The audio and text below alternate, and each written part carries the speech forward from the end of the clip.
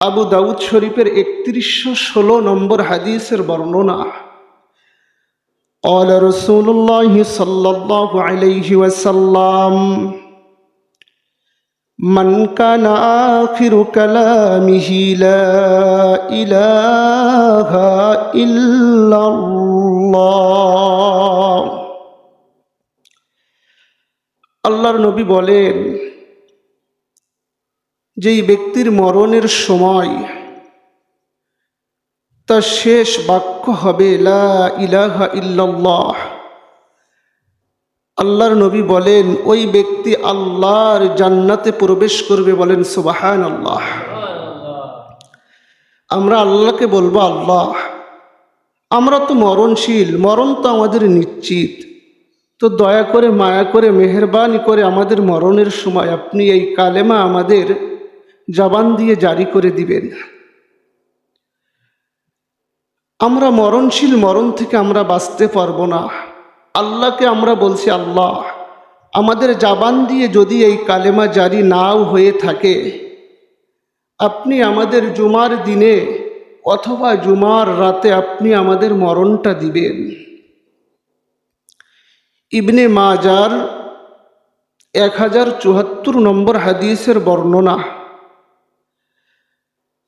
قال رسول الله صلى الله عليه وسلم ما من مسلم يوم الجمعة أو ليلة الجمعة। আল্লাহর নবী বলেন, যেই ব্যক্তি জুমার দিনে অথবা জুমার রাতে মারা যায়,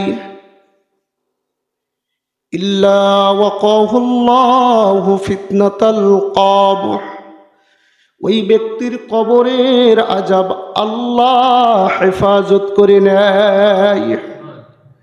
আমরা আল্লাহকে বলবো, গো আল্লাহ আপনি যদি আমাদের মরণের সময় কালেমা জবান দিয়ে নাও বাহির হয়, আপনি আমাদের জুমার দিনে অথবা জুমার রাতে আপনি আমাদের মরণটা দিবেন।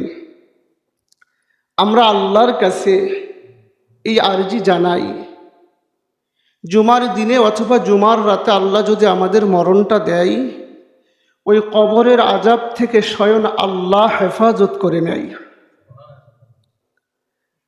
আমরা আল্লাহকে বলছি, ওগো আল্লাহ আপনি যদি আমাদের জুমার দিনে অথবা জুমার রাতে মরণটা নাও লিখে থাকেন, ওগো মাবুদ ইসলামের জন্য, দিনের জন্য আমাদের জীবনটা যেন আপনার পথে কুরবান করতে পারি।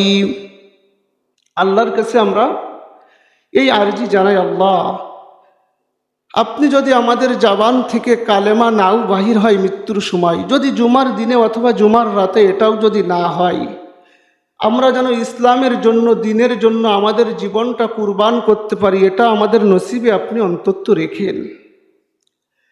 নাসাই শরীফের 4095 নম্বর হাদিসের বর্ণনা। ক্বালা রাসূলুল্লাহ সাল্লাল্লাহু আলাইহি ওয়াসাল্লাম, আল্লাহর নবী বলেন, মা মিন মুসলিমিন, আল্লাহর নবী বলেন, মান কুতিলা দুনা দীনিহি,